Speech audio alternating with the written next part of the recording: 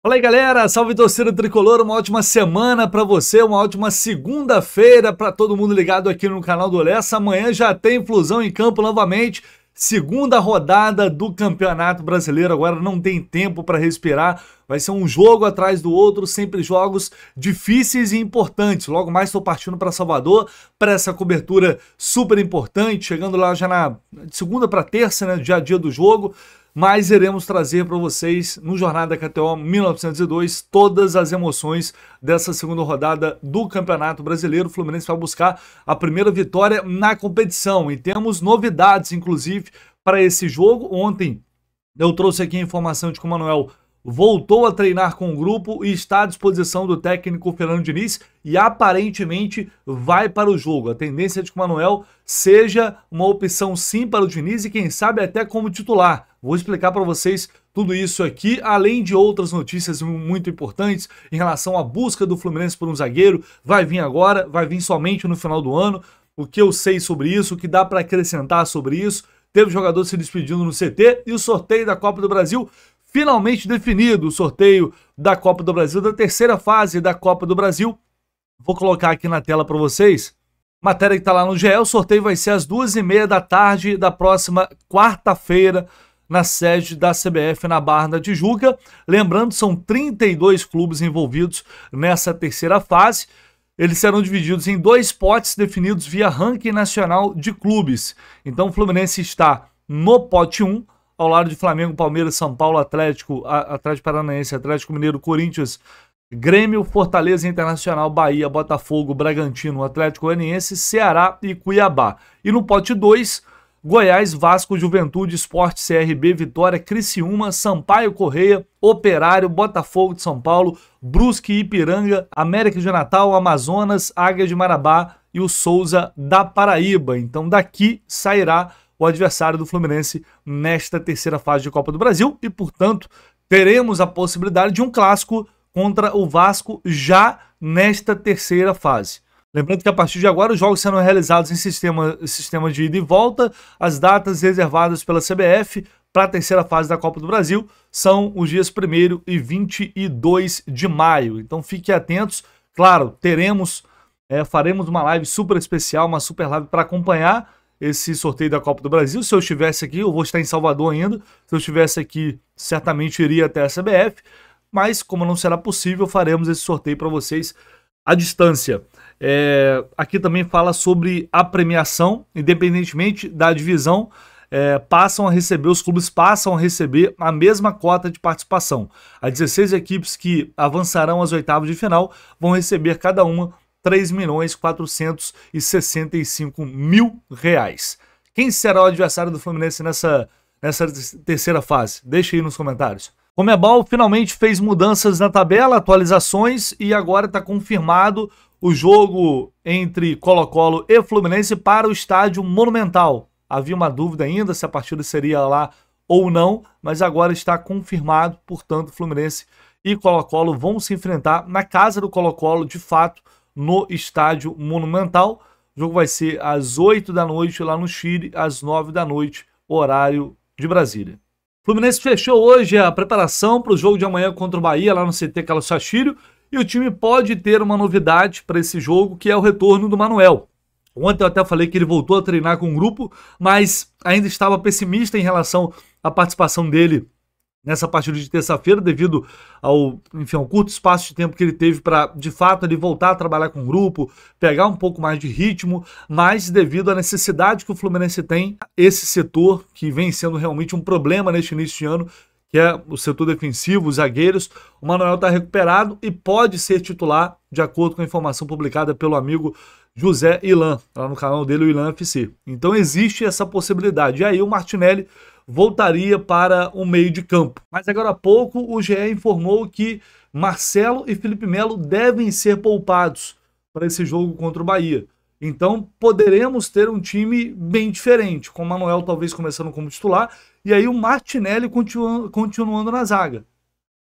Enfim, é mais preocupante porque é um jogador que está voltando de lesão agora, e eles dois na zaga, eles não têm entrosamento. Imagino eu, né? Devem ter treinado muito pouco tempo juntos. Com o Diogo Barbosa entrando na lateral esquerda.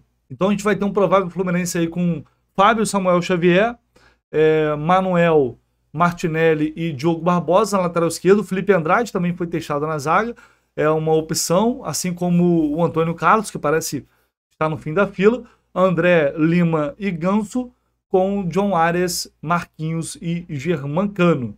E aí, gostaram dessa escalação? O que vocês estão esperando para esse jogo? Será que vai dar certo?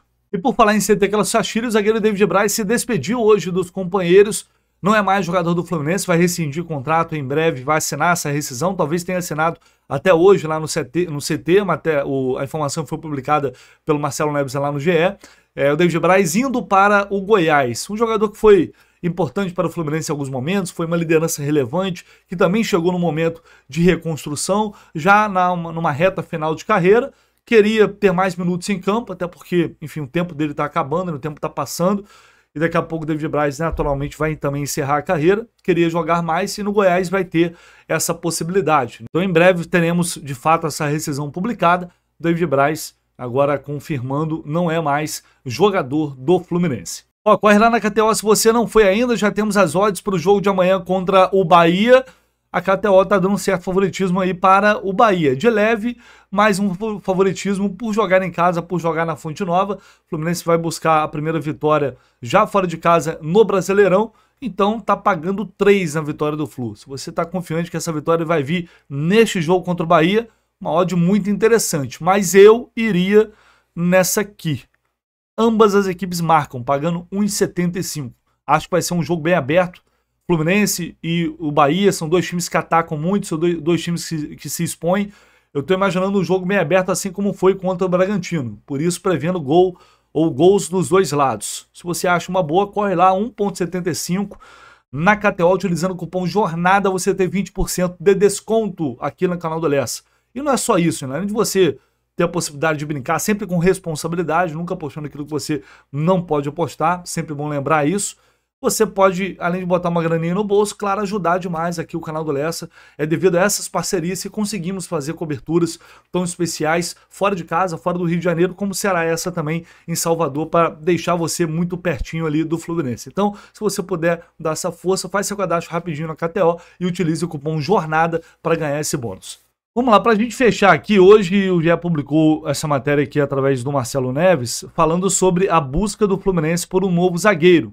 Nessa corrida aí que a gente tinha até expectativa de que pudesse ocorrer um movimento agora para a chegada de um jogador de imediato para essa posição, para tentar resolver esse problema que acabou se tornando a zaga do Fluminense após a saída do Nino, mas aparentemente isso não irá acontecer, até porque tem a questão da janela já estar fechada para o mercado internacional, e aí um jogador que foi muito especulado, o Robert Renan, ele não poderia chegar de qualquer maneira, porque explica aqui nessa matéria o Marcelo Neves que ele está emprestado ao Internacional pelo Zenit e um reempréstimo, vamos dizer assim, não seria possível, porque seria considerado uma nova operação, e seria uma operação internacional, o que não pode ocorrer agora devido à janela já estar fechada. Antes você podia pegar e reemprestar automaticamente. Hoje não é mais possível. O jogador tem que assinar a rescisão de contrato, meio que voltar para o clube interior e aí ele é emprestado novamente. E quando ele volta para o clube interior, no caso o Zenit, ele não pode ser emprestado para o Fluminense devido a essa questão da janela. Então ele só poderia vir no meio do ano, se fosse o caso. Mas fala aqui nessa matéria que o plano A, B e C da diretoria é o Thiago Silva. E eu venho falando muito aqui para vocês sobre isso, que está muito na cara, que ficou muito na cara à medida que o Fluminense desistiu de contratar um jogador para essa posição, que a opção seria esperar pelo Thiago Silva. Isso ficou muito evidente. E lá atrás para você, mais no início do ano, ali por volta de, se não me engano, foi fevereiro, enfim, eu informei aqui para vocês que havia uma sensação e uma expectativa muito grande de que finalmente agora o Thiago Silva viria. A intenção era até ter ele desde o início do ano, mas não foi viável porque o Chelsea não liberou. Agora ele não vai ficar no Chelsea. Então o caminho está aberto para o Fluminense, depende da vontade do jogador, mas pelos sinais que internamente o clube recebeu, a diretoria recebeu, é de que agora, de fato, essa volta poderia ocorrer. Então o Fluminense resolveu apostar, esperar o Thiago Silva e resolver internamente as deficiências que tinha após a saída do Nino.